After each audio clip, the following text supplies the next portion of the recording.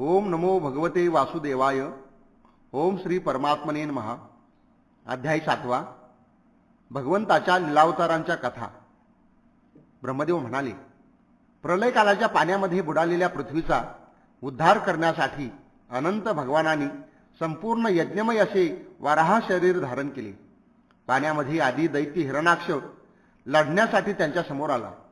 इंद्राने जसे आपल्या वज्राने पर्वतांचे पंख तोडून टाकले होते, तशाच प्रकारे भगवंतांनी आपल्या दाढीने हिरणाक्षाचे तुकडे तुकडे केले. पुढे प्रभूंनी रुची नामक प्रजापतीपासून आकृतीच्या ठिकाणी सुयज्ञाच्या रूपाने अवतार घेतला. त्या अवतारात त्यांनी दक्षिणा नावाच्या पत्नीपासून सुयम नावाच्या देवतांना उत्पन्न केले आणि तिन्ही लोकांवर आलेली मोठमोठी संकटे नाहीशी केली. यावरून स्वयंभू म्हणून त्यांना हरी हे नाव ठेवले. नारदा कर्दम प्रजापतीच्या घरी देवहूतीच्या ठिकाणी 9 बहिणीसह भगवंतांनी कपिल रूपाने अवतार धारण केला.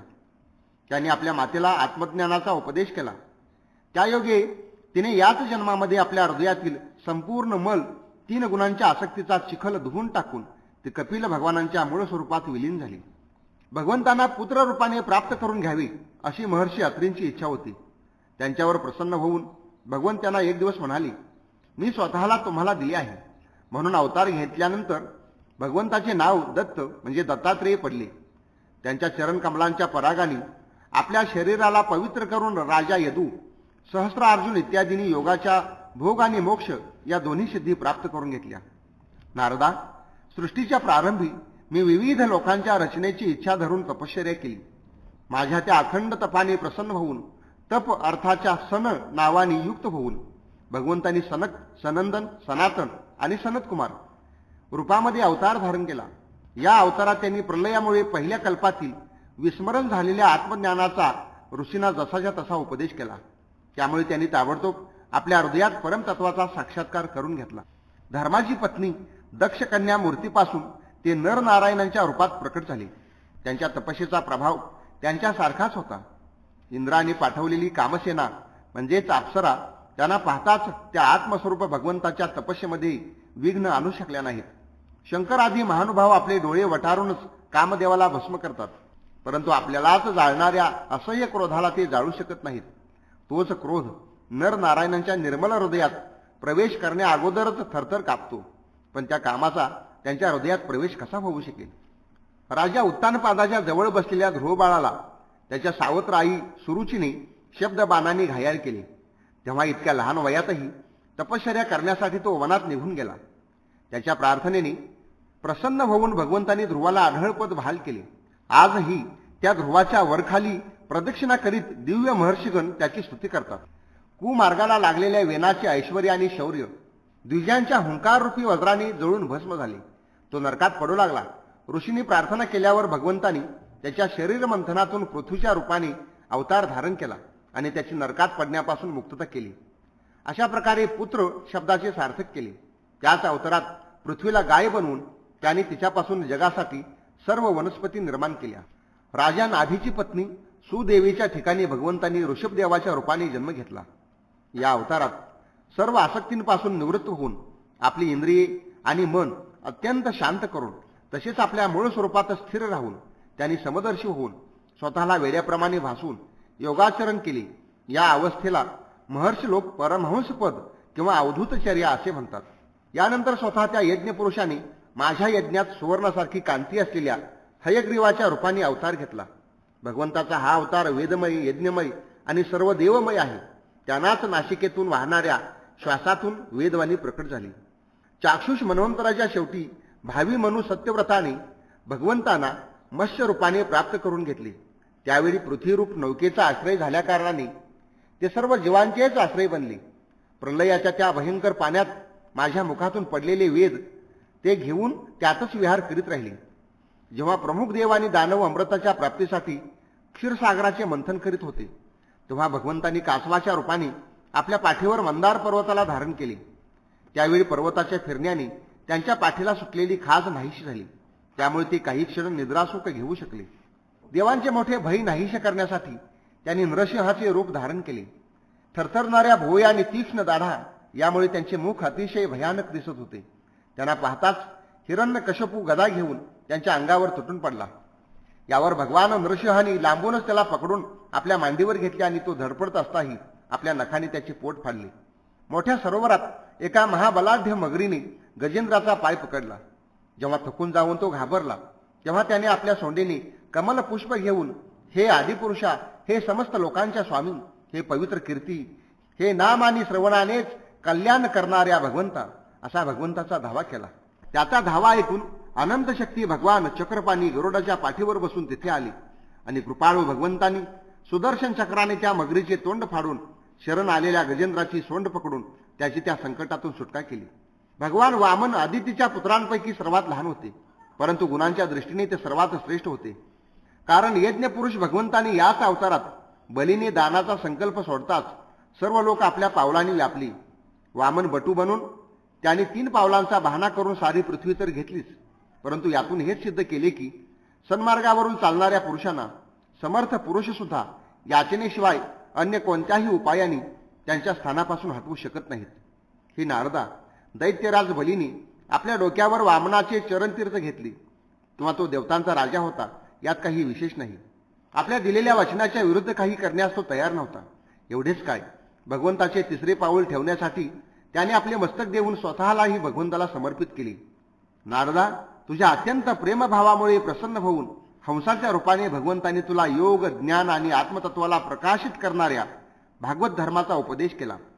भगवंताच्या शरणागत भक्तांनाच हा सुलभतेने प्राप्त होतो. तेच भगवंत स्वयंभू आदी मनवंतरात मनूच्या रूपाने अवतार घेऊन मनुवंशाचे संरक्षण करीत आपल्या सुदर्शन चक्राच्या तेजाप्रमाणे 10 दिशांना विनासायास निष्कंटक असे राज्य करतात. तिन्ही लोकांच्यावर असणाऱ्या सत्यलोकापर्यंत त्यांच्या चरित्राची उज्ज्वल कीर्ती पसरते आणि त्याच रूपात ते वेळोवेळी पृथ्वीला भारभूत झालेल्या राज्यांचे दमनही करतात. स्वतःच्या नावाने धन्य झालेले धन्वंतरी आपल्या केवळ नावानेच मोठमोठ्या रोगांना ताबडतोब नष्ट करतात. त्यांनी देवतांना अमृत पाजून अमर केले आणि दैत्यांनी हरण केलेला यज्ञभाग देवांना पुन्हा मिळवून दिला. त्यांनीच अवतार घेऊन या जगात आयुर्वेद प्रकट केला. जेव्हा जगामध्ये आर्यांच्या मर्यादांचे उल्लंघन करणारे व त्यामुळे नरकयातना भोगू इच्छिणारे क्षत्रिय आपल्या नाशालाच दैववशात कारणीभूत झाले आणि पृथ्वीवर जणू काटेच बनून राहिले, तेव्हा भगवंतांनी महापराक्रमी परशुरामाच्या रूपात अवतीर्ण होऊन आपल्या तीक्ष्ण धारेच्या परशुने 21 वेळा त्यांचा संहार केला. मायापती भगवंत आमच्यावर कृपा करण्यासाठी भरत, शत्रुघ्न आणि लक्ष्मण या आपल्या कलासहित श्रीरामाच्या रूपाने इक्ष्वाकू वंशात अवतीर्ण झाले. या अवतारात आपल्या पित्याच्या आज्ञेचे पालन करण्यासाठी ते पत्नी आणि बंधू यासह वनवासात गेले. त्याचवेळी त्यांच्याशी शत्रुत्व पत्करून रावण त्यांच्या हातून मृत्युमुखी पडला. जसे भगवान शंकर त्रिपूर विमानाला जाळण्यासाठी उद्युक्त झाले, तसे ज्यावेळी भगवान राम शत्रूची नगरी लंकेला भस्मसात करण्यासाठी समुद्रावर पोहोचले, त्यावेळी सीतेच्या वियोगाने क्रुद्ध झालेल्या रामाचे डोळे इतके लाल झाले हो की त्यांच्या केवळ दृष्टिक्षेपाने समुद्रातील मासे, साप आणि मगरी इत्यादी जीव पोळू लागले आणि भयाने थरथर कापणाऱ्या समुद्राने लगेच त्यांना वाट करून दिली. जेव्हा रावणाच्या कठीण छातीला टक्कर दिल्याने इंद्राचे वाहन ऐरावत याच्या दातांचा चक्काचूर होऊन ते सगळीकडे पसरतील, त्यामुळे दिशाही पांढऱ्या शुभ्र होतील, तेव्हा विजयी रावण गर्वाने फुगून जाऊन हसू लागेल. आपल्या पत्नीला पळवणाऱ्या त्या रावणाचा तो उद्दामपणा भगवान श्रीराम धनुष्याच्या टणत्कारानेच प्राणासह तत्काळ नाहीसा करतील. दैत्यांच्या झुंडीने त्रस्त झालेल्या पृथ्वीचा भार उतरवण्यासाठी कृष्णवर्ण भगवान गौरवर्ण बलरामासह अवतार ग्रहण करतील. ते आपला महिमा प्रकट करणाऱ्या अद्भुत लीला करतील. त्या लीला लोकांना बिलकुल समजू शकणार नाहीत. बालपणातच पुतनेचे प्राण हरण करणे, 3 महिन्याच्या वयात पायाने भला मोठा छकडा उलटून टाकणे आणि गुडघ्यावर रांगता रांगता आकाशाला भिडलेल्या यमलार्जुन वृक्षामध्ये जाऊन त्यांना उखडून टाकणे, अशी कर्मे भगवंताशिवाय अन्य कोणीही करू शकणार नाही. जेव्हा कालिया नागाच्या विषाने दूषित झालेले यमुनेचे पाणी पिऊन वासरे आणि गोप बालक मरतील, तेव्हा आपल्या अमृतमय कृपादृष्टीनेच ते त्यांना जिवंत करतील आणि यमुनेचे पाणी शुद्ध करण्यासाठी त्या जलात विहार करतील आणि विष शक्तीने जीव हलवणाऱ्या कालिया नागाला तिथून हुसकून लावतील. त्याच दिवशी रात्री जेव्हा सर्व लोक तिथेच यमुना तटावर निद्रिस्त होतील आणि दावाग्नी भडकल्याने सर्व मुंजवन 4 बाजूनी जळू लागेल, तेव्हा बलरामासह त्या प्राणसंकटात सापडलेल्या वज्रवासियांना त्यांचे डोळे बंद करायला सांगून ते त्यांना गोकुळात नेतील. ही त्यांची लीला तर अलौकिकच असेल, कारण त्यांची शक्ती अचिंत्य आहे.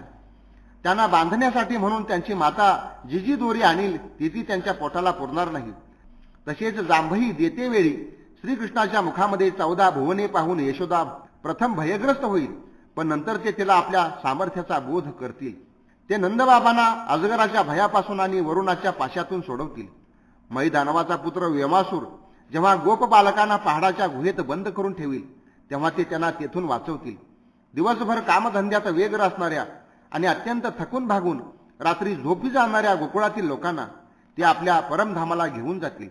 हे निष्पाप नारदा, जेव्हा श्रीकृष्णांच्या सल्ल्यावरून गोपलोक इंद्रासाठीचा यज्ञ बंद करतील, तेव्हा इंद्र वज्रभूमी बुडवण्यासाठी चारी बाजूनी मुसळधार पाऊस पाडण्यास सुरुवात करतील.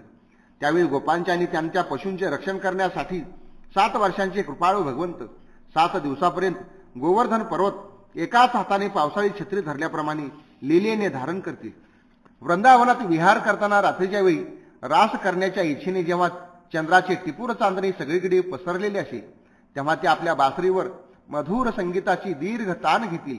ही तान ऐकून प्रेम विफल होऊन आलेल्या गोपींचे कुबेराचा सेवक शंखचूड जेव्हा हरण करील, तेव्हा ते त्याचे मस्तक उडवतील. आणखी पुष्कळ प्रलंबासूर, धेनुकासूर, बकासूर, केशी, अरिष्टासूर इत्यादी दैत्य, चानूरादी पहिलवान, कुवलया पीड नावाचा हत्ती, कंस, कालयवन, भौमासूर, मिथ्या वासुदेव, शाल्व, द्विविध वानर, बलवल, दंतवक्त्र, राजा नग्नजिताचे 7 बैल, शंभरासूर, विदुरथ आणि रुक्मी, तसेच कंबोज इत्यादी मत्स्य, कुरु, कैकई आणि संजय आदी देशांचे राजे, तसेच जे योद्धे धनुष्य धारण करून रणांगणात समोर येतील, ते सर्व बलराम, भीमसेन आणि अर्जुन आदी नावांच्या आडून भगवंताच्याकडून मारले जाऊन त्यांच्याच धामाला जातील. काळाच्या ओघामध्ये लोकांची ग्रहणशक्ती कमी होत जाते, आयुष्यही कमी होऊ लागते. त्यावेळी भगवंत असे पाहतात की आता हे लोक माझे तत्व सांगणारे वेदवाणी समजण्यास असमर्थ आहेत. तेव्हा प्रत्येक कल्पामध्ये सत्यवतीच्या ठिकाणी व्यासांच्या रूपाने प्रकट होऊन ते वेदरूपी वृक्षाचे विभिन्न शाखांमध्ये विभाजन करतील. देवांचे शत्रू दैत्य सुद्धा वेदमार्गाचा आश्रय घेऊन मयदानवाने निर्माण केलेल्या अदृश्य वेग असलेल्या नगरात राहून लोकांचा सत्यानाश करू लागतील. तेव्हा भगवंत लोकांच्या बुद्धीमध्ये मोह आणि अत्यंत लोभ उत्पन्न करणारा वेश धारण करून बुद्धाच्या रूपाने पुष्कळशा उपधर्माचा उपदेश करतील. कलियुगाच्या शेवटी जेव्हा सत्पुरुषांच्या घरी सुद्धा भगवंताचे कथा कीर्तन होणार नाही, ब्राह्मण, क्षत्रिय, वैश्य हे नास्तिक आणि शूद्र राजे होतील. एवढेच काय, पण कुठेही स्वहा, स्वधा आणि वषटकारचा ध्वनी ऐकू येणार नाही. तेव्हा कलियुगाला शासन करण्यासाठी भगवंत कल्की अवतार धारण करतील. जेव्हा विश्वरचनेची वेळ आलेली असते, तेव्हा तप, 9 प्रजापती, मारीची आदी ऋषी आणि मी अशा रूपात, जेव्हा सृष्टी रक्षणाची वेळ असते तेव्हा धर्म, विष्णू, मनु, देवता आणि राजांच्या रूपात, आणि सृष्टीच्या प्रलयाच्या वेळी अधर्म, रुद्र आणि क्रोधवश नावाचे साप, तसेच दैत्य आदींच्या रूपात सर्व शक्तिमान भगवंताच्या या विभूती मायेने प्रकट होतात. पृथ्वीवरील एक एक धुलिकण मोजू शकणाराही कोणता विद्वान भगवंताच्या शक्तींची गणना करू शकेल.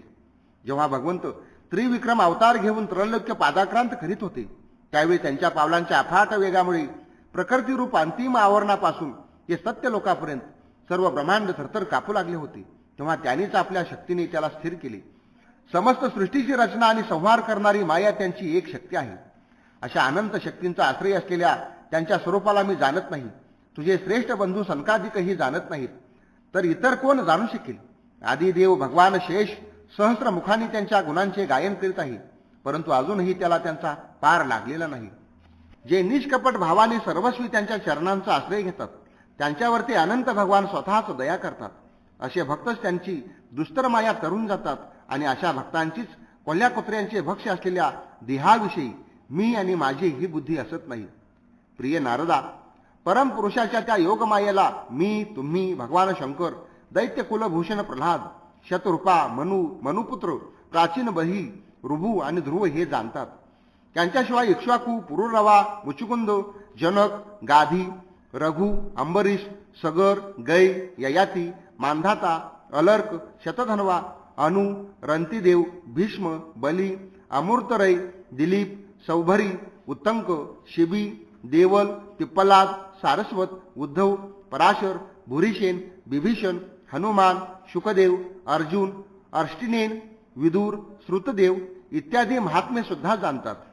ज्यांना भगवंताच्या प्रेमी भक्तांसारखा स्वभाव बनवण्याचे शिक्षण मिळालेले असते, ते स्त्रिया, शूद्र, हून, भिल्ल आणि पापामुळे पशुपक्षी आदी योनीत जन्मलेले सुद्धा भगवंताच्या मायेचे स्वरूप जाणतात आणि या संसार सागरातून कायमचे तरुण जातात. तर जे लोक विहित सदाचाराचे पालन करतात त्यांच्याबद्दल काय सांगावे.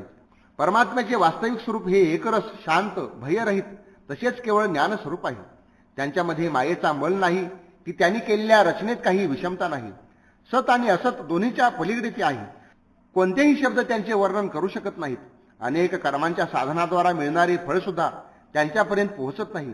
एवढेच काय, स्वतः मायासुद्धा त्यांच्यासमोर न जाता लाजेने दूर उभी राहते. परमपुरुष भगवंताचे तेज परमपद आहे. महात्मे लोक त्याच शोकरहित अनंत आनंद स्वरूप ब्रह्माच्या रूपाने त्यांचा साक्षात्कार करून घेतात. संयमशील पुरुष त्यातच आपल्या मनाला एकाग्र करून स्थिर होतात.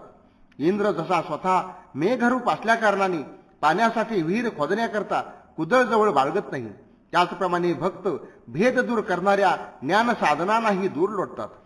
सर्व कर्मांचे फळही भगवंतच देतात. कारण मनुष्य आपल्या स्वभावानुसार जे शुभ कर्म करतो ते त्यांच्याच प्रेरणेने केलेले असते. या शरीरात राहणारी पंचमहाभूते वेगळी होऊन शरीर नष्ट झाल्यावरही त्या शरीरात राहणारा अजन्मा पुरुष आकाशाप्रमाणे नाहीसा होत नाही. पुत्रा नारदा, केवळ संकल्पाने विश्वाची रचना करणाऱ्या षडैश्वर्य संपन्न श्रीहरीचे वर्णन संक्षेपाने मी तुझ्या समोर केले. जो काही कार्यकारण भाव किंवा अभाव आहे तो काही भगवंतापासून स्वतंत्र नाही. असे असूनही ते त्याच्यापासून अलिप्तही आहेत. भगवंतांनी मला जे सांगितले होते तेच हे भागवत होय. यात भगवंताच्या विभूतींचे संक्षेपाने वर्णन आहे. तू याचा विस्तार कर, जेणेकरून सर्वांचा आश्रय आणि सर्वस्व रूप भगवान श्रीहरीच्या ठिकाणी लोकांची भक्ती निर्माण होईल.